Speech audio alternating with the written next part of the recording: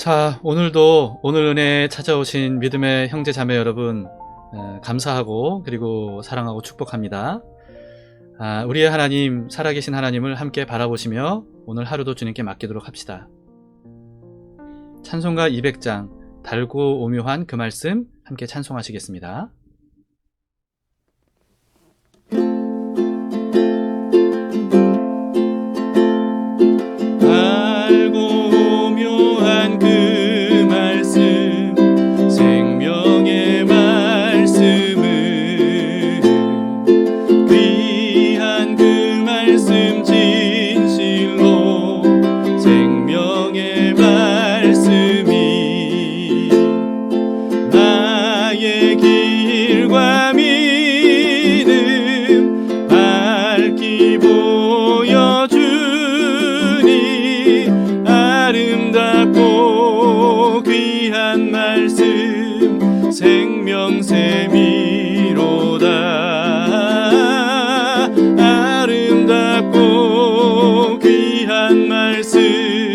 생명샘이로다. 귀한 주님의 말씀은 내 노래 되도다. 모든 사람을 살리는 생명의 말씀은 값도 없이 생명길을 가니 아름답고 귀한 말씀 생명샘이로다. 아름답고 귀한 말씀 생명샘이로다. 널리 울리어 생명의 말씀은 마음의 용서와 평안을 골고루 주나니. 다만 예수 말씀 듣고 복을 받네. 아름답고 귀한 말씀 생명샘이로다. 아름답고 귀한 말씀 생명샘이로다.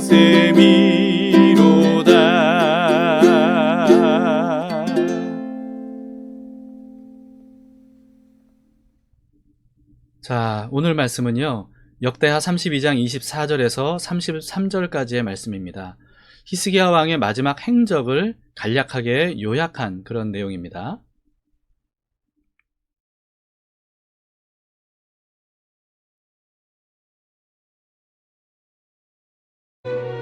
그때 히스기야가 병들어 죽게 되었으므로 여호와께 기도하매 여호와께서 그에게 대답하시고 또 이적을 보이셨으나 히스기야가 마음이 교만하여 그 받은 은혜를 보답하지 아니하므로 진노가 그와 유다와 예루살렘에 내리게 되었더니,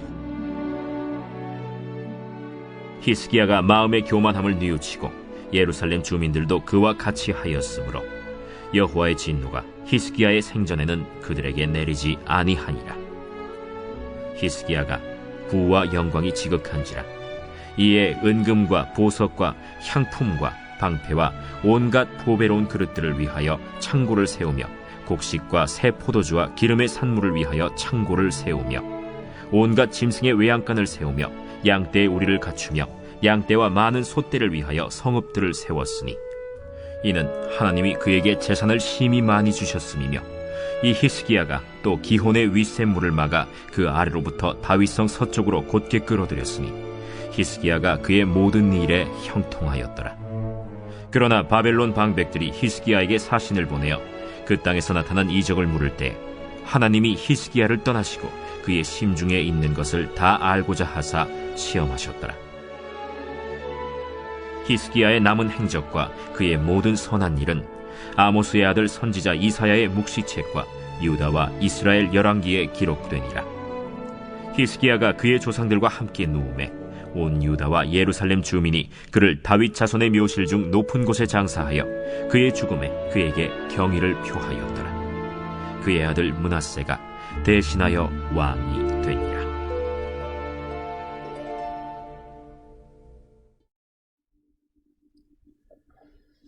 히스기야 왕이 죽을 병에 걸렸다가 하나님의 치유를 받은 일은 열왕기하에 자세히 기록이 되어 있습니다. 이사야 선지자가 히스기야 왕에게 찾아가서 고치지 못할 병이라고, 그래서 죽을 거라고 그런 하나님의 메시지를 전했죠. 그랬더니 히스기야 왕은요, 그 말을 듣고 하나님께 정말 처절하게 간절하게 기도를 했습니다. 근데 하나님께서 그 기도를 들으시고 곧장 응답하셨어요. 그래서 기적을 통해 히스기야 왕을 고쳐주셨고, 그리고 고침받았다는 그 증거를 아주 놀라운 기적을 통해 보여주셨죠. 그때 마침 근데 바벨론 왕이 히스기야 왕을 병문안하기 위해서 사신들을 보냈는데 그들이 도착을 했던가 봐요. 그래서 이들을 이제 맞이한 히스기야 왕이 어쩐 일인지 이 바벨론 사신들에게 왕궁의 보물들과 무기고들과 그리고 창고들을 다 열어서 보여줬다고 합니다.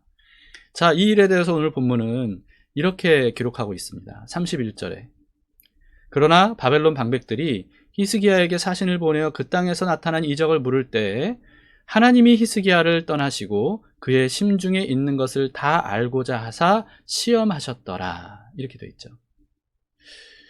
자, 그런데 그때 히스기야는요, 아쉽게도 이 시험에서 교만한 마음을 드러냈습니다. 그 일로 인해서 하나님께서 진노하셨지만 히스기야 왕이 또 뉘우쳐서, 그래서 하나님의 진노가 히스기야 생전에는 그 나라에 임하지 않았다고 합니다. 자, 근데 히스기야 왕은 왜 바벨론 사신들에게 나라의 모든 보물 창고 그리고 무기고까지 그렇게 다 보여줬을까요? 그리고 그게 왜 교만한 것이었을까요? 자, 오늘 본문 27절에서 30절에는 히스기야 왕의 부와 영광이 얼마나 대단했는지 그것을 간략하게 기록을 하고 있습니다.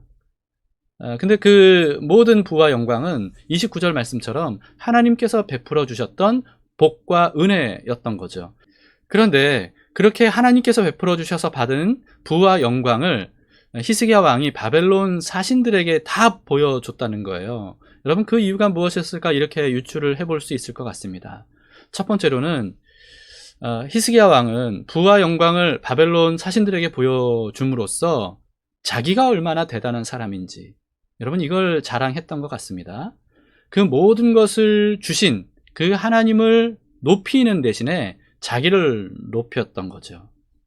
그리고 두 번째는요, 바벨론 창고뿐만 아니고 무기고까지 보여준 것으로 봐서 당시에 급부상하고 있었던 바벨론과의 동맹을 위해서 자신의 국력을 과시했던 것은 아닐까, 이런 생각도 해볼 수 있을 것 같습니다. 근데 만약 그런 것이었다면 히스기야 왕은 하나님이 아니라 바벨론을 의지하려고 했던 것이라고 볼 수 있는 것입니다.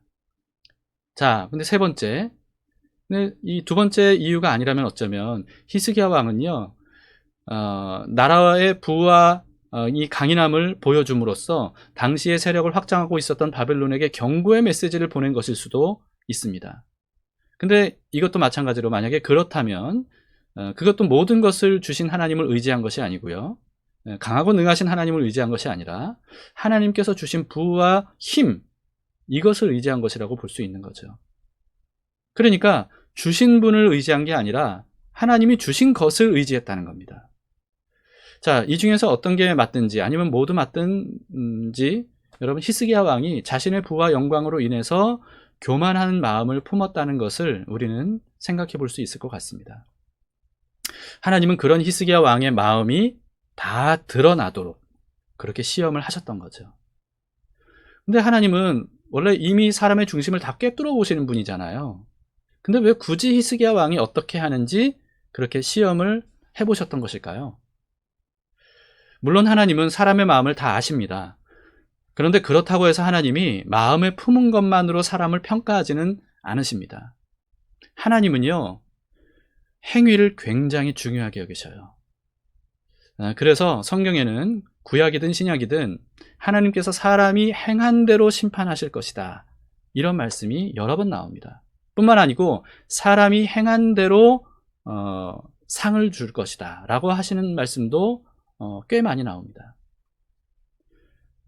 그런데 우리는 하나님께서 사람의 중심을 보신다라고 하는 이 말씀, 그것 때문에 하나님께서 행위와는 관계없이 그냥 마음만 보신다고 오해를 하기도 하는 것 같아요. 하나님이 사람의 중심을 보신다는 거는요, 사실 사람의 외적 조건을 보고 평가하시지 않는다는 뜻이지 사람의 행위를 안 보시고 마음만 보신다, 그런 뜻이 아닙니다. 그래서 이런저런 핑계를 대면서 하나님께서 말씀하신 대로 행하지 않으면서도 하나님, 내 마음은 아시죠? 사실 내 마음은 뭐 이렇다는 거 아시잖아요 라고 말하는 사람들에게 여러분, 하나님이 뭐라고 하실까요? 예수님께서 이렇게 말씀하셨습니다. 마태복음 7장 21절부터 23절인데요. 나더러 주여 주여 하는 자마다 다 천국에 들어갈 것이 아니요 다만 하늘에 계신 내 아버지의 뜻대로 행하는 자라야 들어가리라. 그날에 많은 사람이 나더러 이르되 주여 주여 우리가 주의 이름으로 선지자 노릇하며 주의 이름으로 귀신을 쫓아내며 주의 이름으로 많은 권능을 행하지 아니하였나이까 하리니 그때 내가 그들에게 밝히 말하되 내가 너희를 도무지 알지 못하니 불법을 행하는 자들아 내게서 떠나가라 하리라. 자, 여러분, 그래서 성경에는요, 내 마음이 어떻든지 상관없이 하나님의 말씀대로 행하라, 이런 말씀들을 굉장히 많이 볼 수가 있습니다. 예를 들면 감정적으로는 어떤 사람을 싫어하는 마음이 있더라도요, 하나님은 뭐라고 하셨습니까? 하나님께서 그 이웃을 자신처럼 사랑하라, 이렇게 말씀하셨기 때문에 여러분, 그래서 그 말씀에 의지해서 정말 사실은 싫어하는 마음이 있지만 하나님이 그렇게 말씀하신 것 때문에 억지로라도 마치 그 사람을 사랑하는 것처럼 대해주는 것, 여러분, 그걸 하나님이 보시면 위선이라고 책망하실까요? 아니면 순종이라고 칭찬하실까요? 저는 순종이라고 칭찬하실 것이라고 믿습니다. 왜냐하면 순종의 행위를 통해서 그 사람을 싫어하는 마음보다 하나님을 믿고 경외하는 마음이 더 크다는 것을 드러낸 것이기 때문에 그렇죠. 그리고 결국 그렇게 하나님의 말씀대로 순종할 때 비로소 우리는 그 사람이 싫어졌던 마음이 변해서 그 사람을 사랑하는 마음으로 감정으로 바뀌게 됩니다. 여러분, 그래서 야고보서에서는요, 행하지 않는 믿음은 아무 소용없는 죽은 믿음이라고 말씀하셨던 거죠. 믿음은 반드시 행동으로 증명이 되어야 됩니다. 그리고 그 행동으로 드러나는 그 믿음이 진짜 믿음인 거죠. 우리의 믿음은 결코 실체가 없는 관념적, 지식적 믿음에 머물러서는 안 됩니다. 하나님께서 말씀하신 대로 행동하는 그런 믿음이 되어야 진짜 믿음이라는 겁니다. 자, 여러분, 혹시 오늘 하나님께서 나에게 뭐라고 말씀하시는 것 같으신가요? 혹시 어떤 행동을 요구하시는 그런 말씀을 하시는 건 아닐까요? 여러분 각자의 상황, 여러분 각자의 인간관계, 여러분 각자의 맡은 일들, 여기에 대해서 하나님께서 이렇게 해라 또는 이렇게 하면 안 된다 라고 말씀하시는 그런 말씀을 하고 계시지는 않는가 하는 거죠. 만약에 그렇다면 여러분, 그게 좋든 싫든 우리는 최선을 다해서 그 말씀대로 순종해 볼 수 있기를 바랍니다. 그러면 우리를 사랑하시는 하나님께서 내가 그렇게 싫어하고 좀 꺼려하는 그런 것을 왜 하라고 하시는 거지? 내가 그렇게 좋아하고 하고 싶어하는 일을 왜 하지 말라고 하시는 거지? 라고 하는 것을 우리는 순종할 때 비로소 온몸으로 깨닫게 될 겁니다. 오늘 한번 그런 삶을 한번 살아보십시다. 여러분, 그것이 바로 믿음으로 사는 삶입니다. 행동하는 믿음으로 우리의 믿음이 더욱 강해지고 그리고 하나님 앞에 굳건히 세워지리라 믿습니다. 자, 오늘도 말씀대로 행하겠다는 믿음으로 주님 말씀하시면 함께 우리의 고백으로 힘껏 힘차게 부릅시다.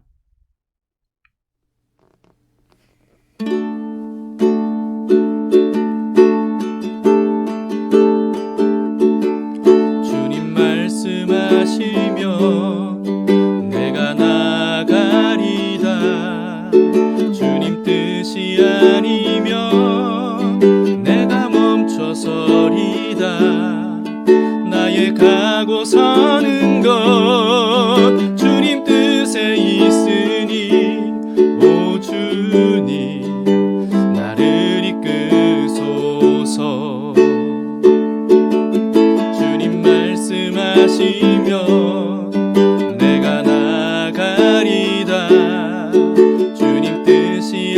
아니면 내가 멈춰서리다.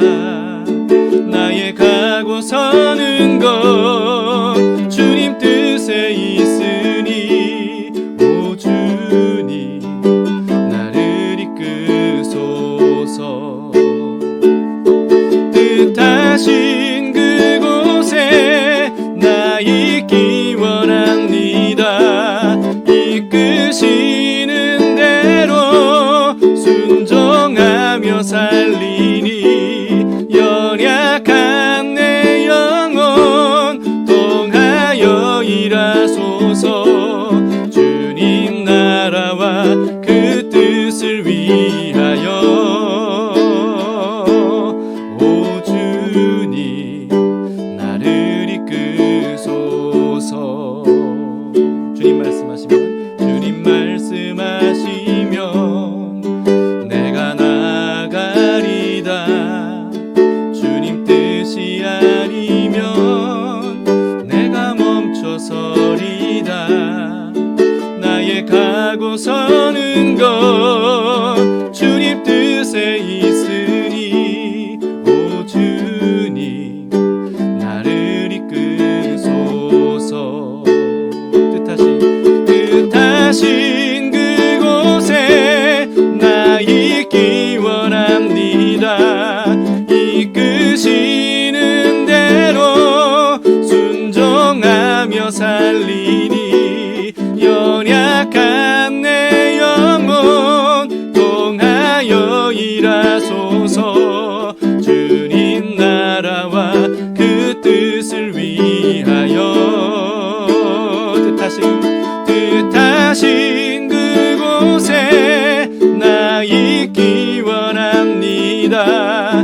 이끄시는 대로 순종하며 살리니 연약한 내 영혼 통하여 일하소서.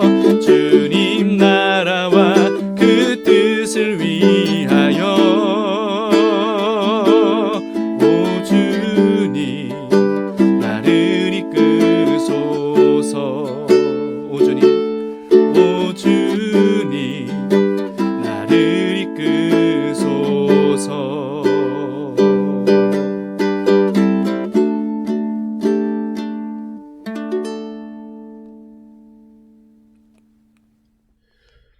자, 이제 함께 기도하시겠습니다.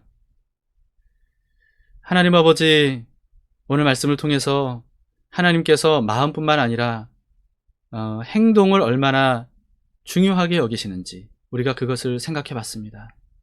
하나님이 그렇게 우리의 행위를 중요하게 여기시기 때문에 이렇게 행하라, 이렇게 행하라, 또는 이렇게 하지 말라 라고 말씀하셨음에도 불구하고 하나님, 우리가 얼마나 마음으로만 신앙생활을 하는데 그쳤는지 모릅니다.